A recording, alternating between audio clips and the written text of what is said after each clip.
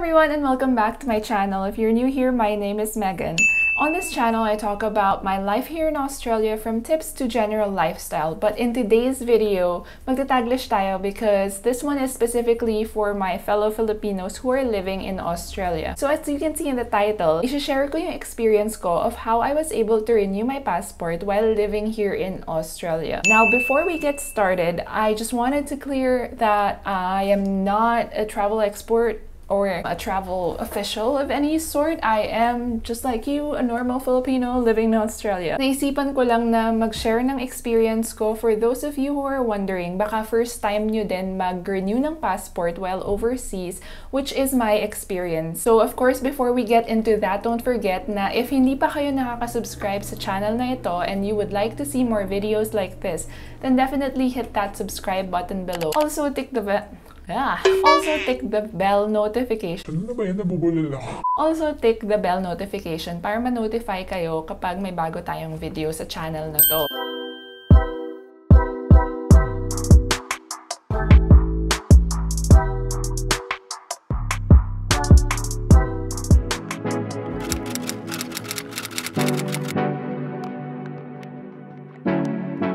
As we all know, a general rule is that you need 6 months validity at least in order for you to travel overseas. However, if you are already overseas and naabutan kayo ng COVID, hindi kayo nakapag-renew ng passport like myself, then that's okay. Hindi ka lang makakaalis ng bansa, of course, to travel elsewhere. But if you're going home, going back to the Philippines, that's fine. Ngayon na travel is opening up again, make sure to check your passports, how many months you have valid on there, and if it's time for you to renew, it's really easy to do that. Yung passport ko siguro was part of the last batch that was given 5 years validity. So ngayon 10 years na yung validity, which is very exciting.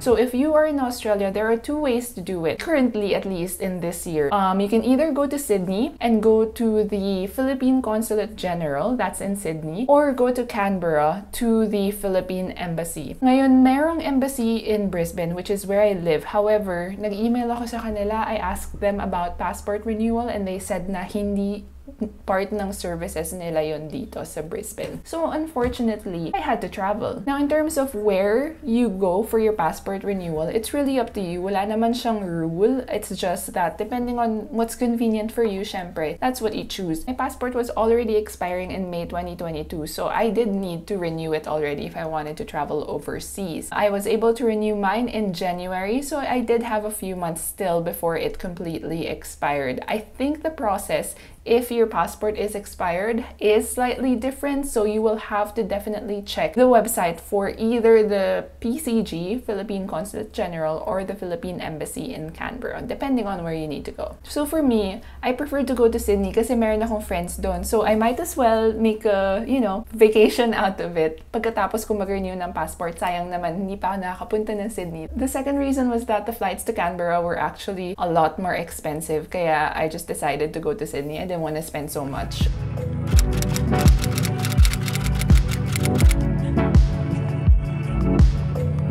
Now for the next part, what are the things that you need when you are going to be renewing your passport? It's very straightforward. Just go to the PCG website for Sydney or the Philippine Embassy. They both provide enough information about what you need. For convenience, I will read it out to you, but I will still suggest that you check it yourself and just list down because you might miss out on something or, I might miss out on reading something as well. So, okay, ano yung mga kailangan natin? First is to book an appointment. To book an appointment, you just need to go to the website.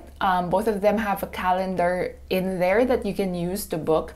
I will suggest that you do look at it in advance because I think currently, konti lang yung slots na ino-open up nila or konti lang yung schedules na available. This is, of course, during the time that I was renewing. Baka ngayon mas madami na because everything's pretty much back to normal. But definitely check it out and make sure that you book in advance para If you do need to reschedule, you'll still have time to reschedule. I'll also leave the link to both websites down below. And then, of course, checking the requirements. Currently, ito yung hinihingi nila. One is the confirmed appointment. You don't really need to print out anything. If you have an email confirmation, that's fine. When you get there, you just show it. Number two is the accomplished application form. So that means it's fully filled out. Nothing is left out. If there's anything that needs to be signed, just sign it. Not unless they tell you to sign it in front of the official, okay? Magbasa tayo. The next one is personal appearance. Next one is current e-passport with photocopy of the data page. So an e-passport, I just wanted to double check this. I was pretty sure I had it, pero an e-passport daw has that chip in front. So if your passport has that little chip thing at the front, then that means it's an e-passport. A photocopy of the data page. If you don't have a photocopying machine, but if you have a printer, you can just take a picture, print it out. Just make sure na yung signature part sa next page is also seen because that's important. You also need an original and one photocopy of the PSA authenticated documents that will support the name, the change of name if applicable. So I think for this one, this might be for married people, or if nagpalit ka ng name at some point, you will just need that. I brought it even though I didn't need it. Hindi naman nagbago yung name ko so far. Luckily, meron naman talaga akong authenticated PSA birth certificate because before I left the Philippines, nag-order ako ng mga tatlo yata. If not, I think you will be able to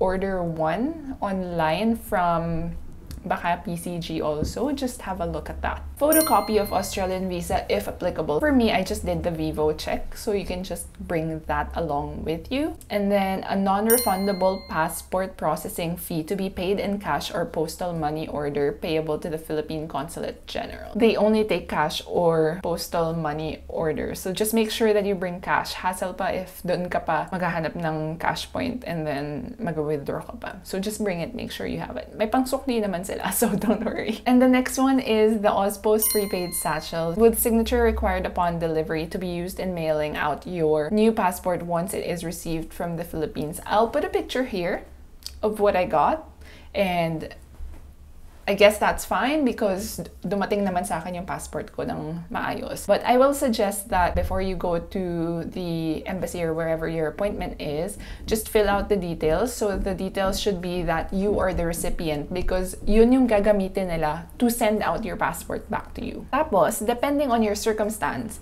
baka may mga additional requirements pa on the website. So definitely check it out. So like I said, if your passport that you're renewing has expired, baka may mga additional pa yan. And then of course, lastly, it's time to go to your appointment.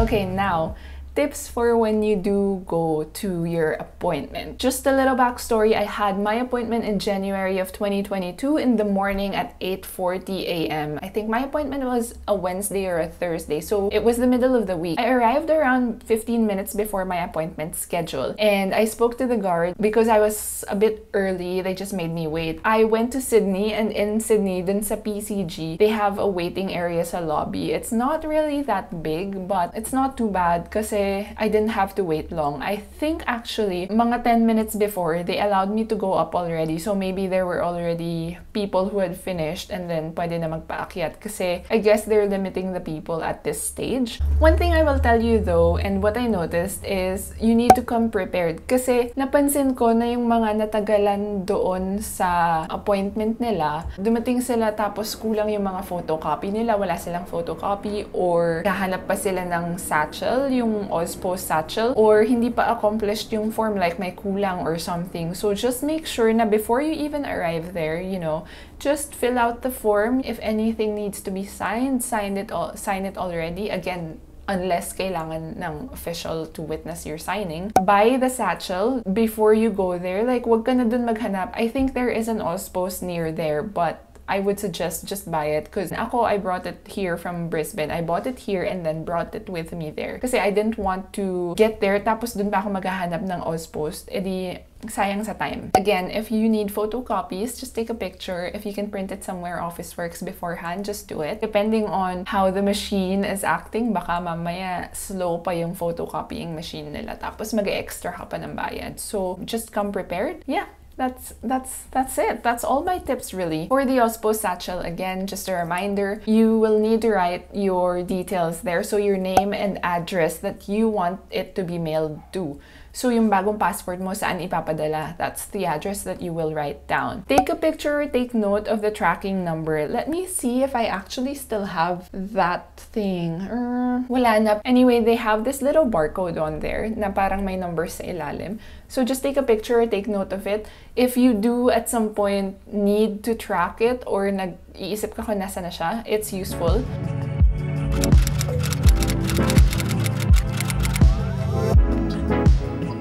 Once you're already called to the first window, kasi I think there's about 3 windows. The first one, you just submit your application form and then they tell you to go to the cashier, magbabayad ka doon. And then, yung resibo, dadalhin mo siya back to the first area. And that's where you will take your picture. So I think during the picture taking, they ask for your receipt na nagbayad ka na. And then the picture taking is also when they get the satchel, the OSPO satchel from you. So, yun na yun. Yung suot pala. Bawal ang sleeveless. Okay, alam nyo na to. Most of you will already know this. Ako nakalimutan ko lang. So, when I got there, my sleeves weren't even sleeveless. Like, hindi siya sleeveless. Like, hanggang dito, sa balikat. Sa end ng balikat. But, pinag-blazer pa din nila ako. So, yun tuloy, nag-blazer ako. Sayang. But anyway,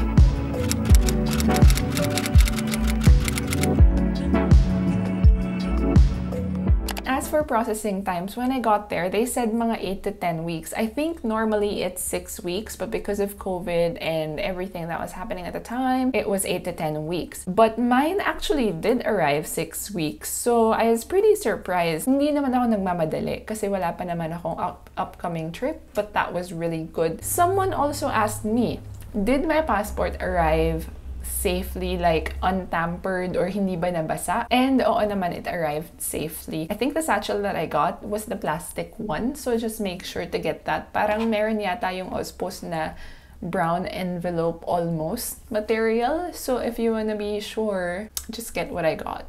And that was it. Really simple and really easy. Again, my biggest tip for you is to just come prepared to your appointment. I hope you found this video really helpful. I know it's really simple and short lang, pero there's really not a lot to say about this passport renewal. It is possible to renew your passport while living in Australia.